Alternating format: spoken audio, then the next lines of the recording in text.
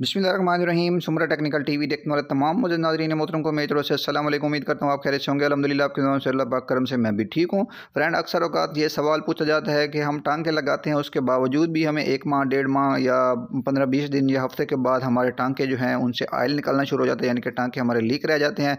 बज़ाहिर हम प्रेशर वगैरह लगाकर चेक कर लेते हैं, यानी कि टांके हमारे ठीक होते हैं।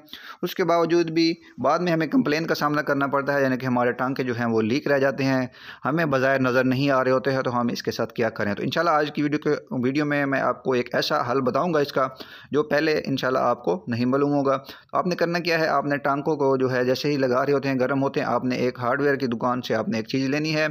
तो उसको लेने के बाद आपने इसके ऊपर इंसर्ट कर देना, यानी कि लगा देना है।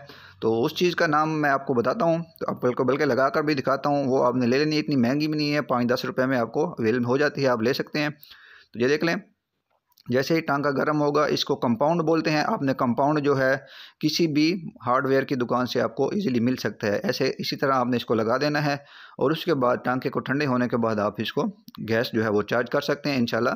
जो अगर थोड़ा हल्की फुल्की जो लीकेज का बहस बनता है वो इंशाल्लाह इससे नहीं बनेगा। तो उम्मीद करता हूँ ये तरीका आपको अच्छा लगा होगा। मिलते हैं नेक्स्ट वीडियो में, तब तक के लिए दीजिए मुझे इजाज़त। दुआओं में याद रखिएगा। अल्लाह हाफिज़।